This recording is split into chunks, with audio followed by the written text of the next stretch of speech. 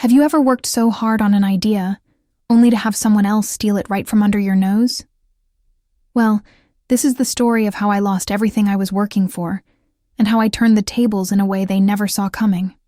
Stay tuned, because you won't want to miss how it all unfolded. Sometimes, the people closest to you might be the ones plotting behind your back. But the question is, can you turn that betrayal into something more powerful than you ever imagined? Hi, I'm Mary, and today I'm sharing a personal story about betrayal, revenge, and how planning your next move can change everything. I had always been the quiet one in the office, the one who preferred to listen rather than speak.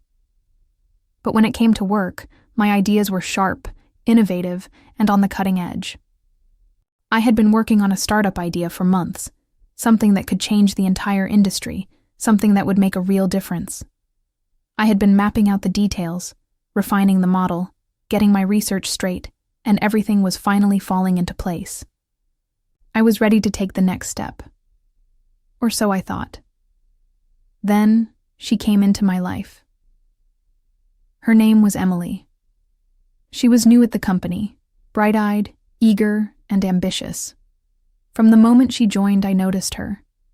She had a way of making things happen. The way she moved in meetings, the way she smiled as she listened to others, like she was absorbing every piece of information to use it against them later. But what struck me the most was how quickly she adapted. She caught on to everything. Fast. It wasn't long before I realized that she was always around when I was discussing my ideas. At first, I didn't think much of it. After all, we were on the same team, and teamwork meant sharing, right? But then I started to see the pattern. Every time I had an idea, every time I mentioned something I was working on, she was there, nodding, taking mental notes. It was subtle, but I couldn't shake the feeling that something was off. One day, I was in the break room, discussing my plans for the startup with a couple of colleagues. I mentioned a potential partnership with a big investor and how I was planning to pitch the idea in the next few weeks. I thought I had spoken in a very general way, not revealing too much. But later that day, Emily approached me with a bright smile on her face. "You know," she said, "I think that investor you mentioned could be a perfect fit for my idea as well. It's similar to yours, but a bit more refined. What do you think?"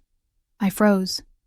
She had taken the exact idea I was working on, and she was now claiming it as her own.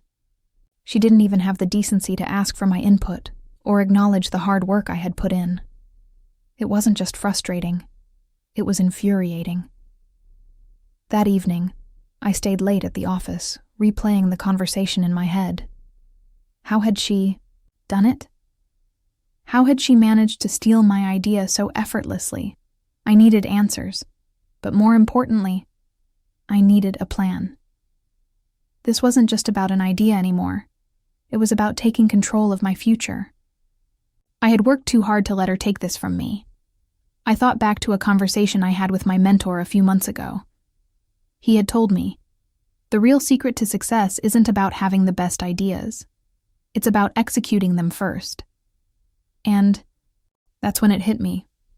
She thought she had stolen my idea, but she had no idea what I had in store. What she didn't know was that I had been planning something far bigger than just a startup. The trap was already set. I spent the next few days researching, tweaking, and refining everything I had worked on. I wasn't just going to beat Emily at her own game.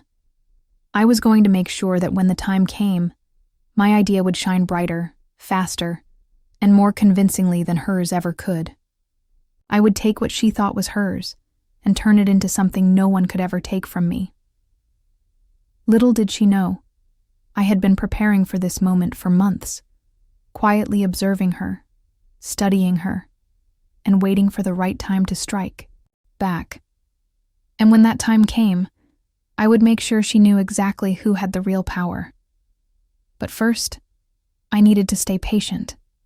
I needed to wait for the right moment to execute the next phase of my plan.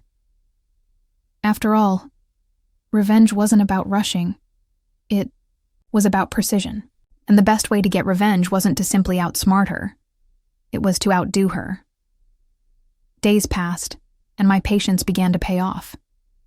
Emily, completely unaware of what I had been planning, continued to pursue the idea she thought she had stolen.